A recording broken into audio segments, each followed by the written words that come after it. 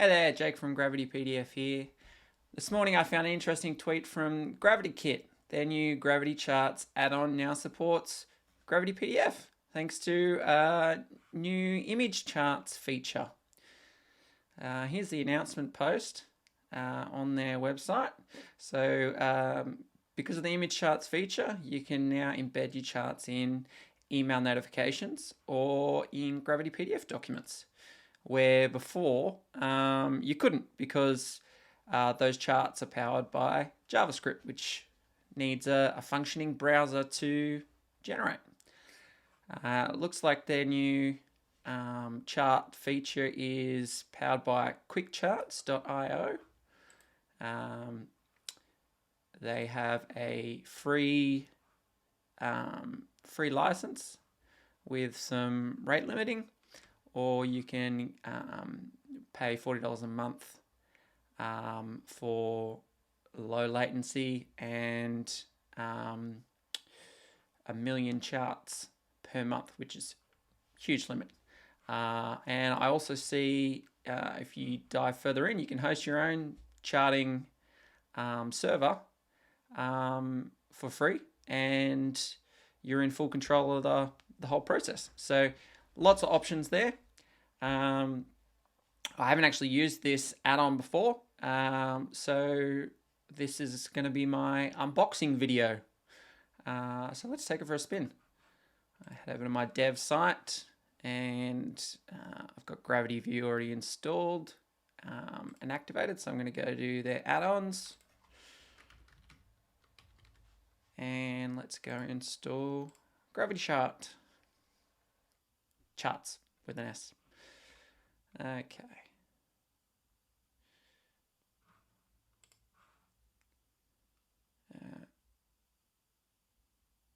Let's go find out what's going on here. See if they've got any settings. Oh, there it is. Okay, license key. Don't need that. All right, let's go to one of my forms. Something with a lot of entries. This one I'll do here. Okay, we've got a feed. Let's go check out the feed. It looks like a couple of PHP notices. This is still a beta extension from GravityKit, so you might come across a few bugs and things while they work out all the kinks. So yeah, I've got PHP errors and things enabled because it's a development environment. You wouldn't see this in your production site, and I doubt it's going to cause any problems, but let's find out. Okay, let's go create a chart. We got their mascot, Captain Floaty. If you've seen some of their videos, they're pretty good, pretty funny, and the Floaty's always floating around in space. Okay, so let's just give this the name of chart. So a nice variety of charts to choose from. I like the user interface here. Very nice. Okay, well, let's have a look. I've got a in my form, in this particular form, I got a drop down with two choices, invoices and pay slips. So we'll just use that as the data source. So we've got the bar chart here. Designs. Horizontal looks good. And a few different color schemes. Oh, looks like we can move that around. That's handy to check out all the different colors. Right. Let's pick something. Yeah, that one looks nice.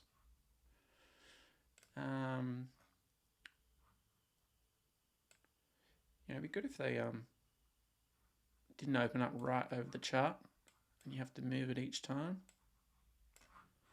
Oh, come back. Here we go. Okay, so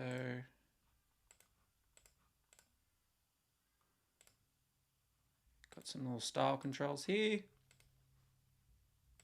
Come over here, please. Oh, chart title. Is that the title?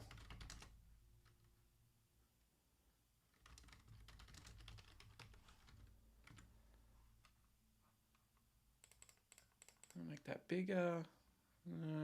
Legend's not really needed on this particular chart. And then we've got some design options here. We can enable and disable the grid and adjust the scale. Oh, there's 25 there, so I don't want to go down below that.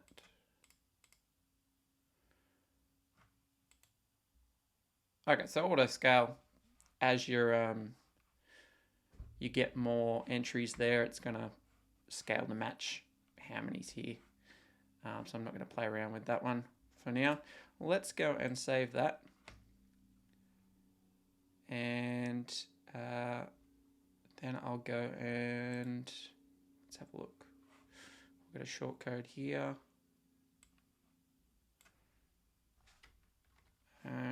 So I'll go and try and create a PDF and put it in the document. What template? I'll just use one of the defaults. Let's use Focus Gravity.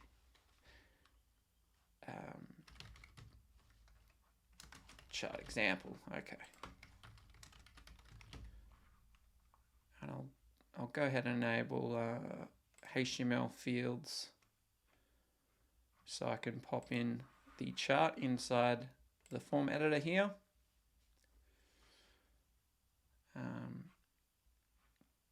Let's go ahead and add in a new HTML field and content, add in that merge tag, and I'll just hide that so it's not visible when the user's filling out the form, but it will display in the PDF. I'm going to go and save, and we'll have a look now.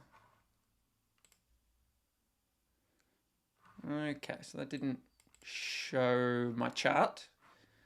Let's go have a look at the documentation. Oh, okay, I missed an important part. I have to add the embed type attribute and set it to an image. So let's go back to my to the form editor, and we'll go and add in the type and refresh our PDF. Oh, cool. Well, that looks really, really good. And that generated quite quick too, considering it had to make a API request to the chart server, generate this image and send it back. So I'm really impressed with that. That looks awesome. All right, well, let's go make another one. We'll go have a look at the pie chart.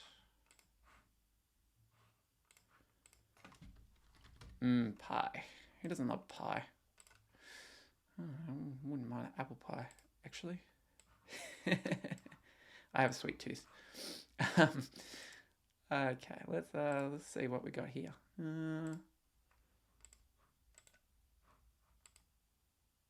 Earthy. So we've got a heap of color choices to choose from. You know, I like blue. It reminds me of the beach.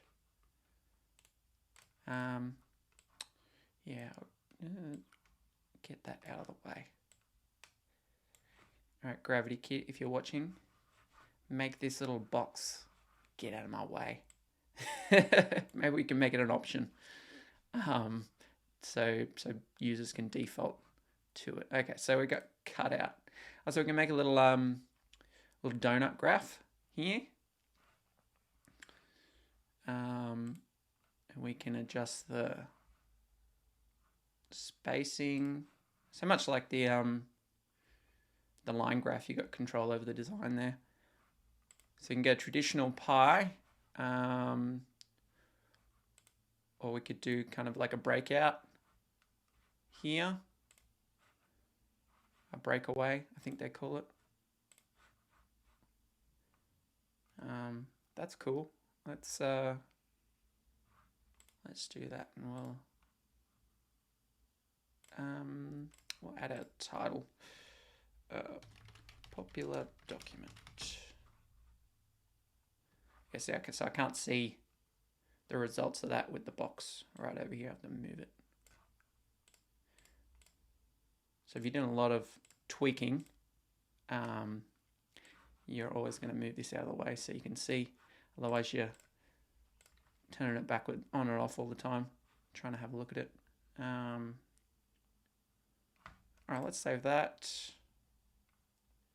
And I think I saw in the documentation here, they've got a merge tag as well. So we've got, so you can control the width and height. Let's have a look, see what the settings are available. It looks like just the width and height are controlled that way. And the default width is 500 pixels and the default height is 300 pixels. Okay. Let's try use that one. So the feed ID is 51 here.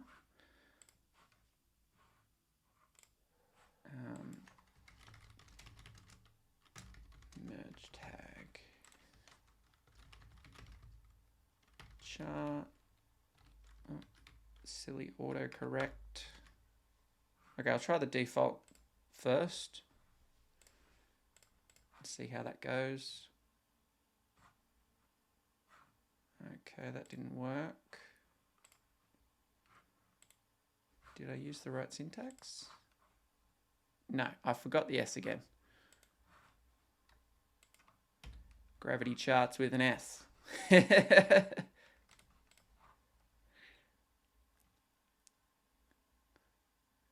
Okay, so another little PHP notice there when using the merge tags. Okay, so this is a little bit different to, not quite the same as the bar chart. It looks like the image includes the number of items for each, and that kind of pushes out our breakout here. Whether it doesn't get added in the bar, presumably because there's already a grid there that shows you the numbers. So I'm not sure if you can turn that off, but let's make some adjustments and see if we can make it look a bit nicer. Okay, so I probably will do no gap then and see how that looks. Okay, that looks a little bit nicer. A little bit hard to see that 6 over the darker blue. Maybe there's some sort of filter you can use. I'm not going to dive that deep into it, but maybe there's some sort of filter you can use to turn those off if you wanted to. Now I might go ahead and disable that title, make it a little bigger without modifying any of the other settings.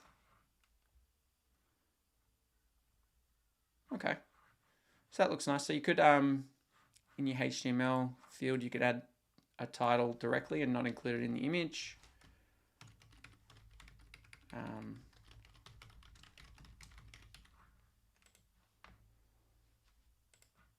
And that's going to keep that image big.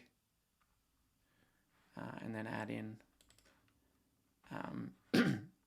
add in the heading directly to the PDF. So it looks quite good, I think, bar the PHP notice. But I'm sure GravityKit will fix that up soon. This particular So there are a few other designs, but I don't think the particular data source is any good for it. So this is the line. Yeah, not going to be helpful there in a polar area. So not super useful for this particular data point and a radial, yeah.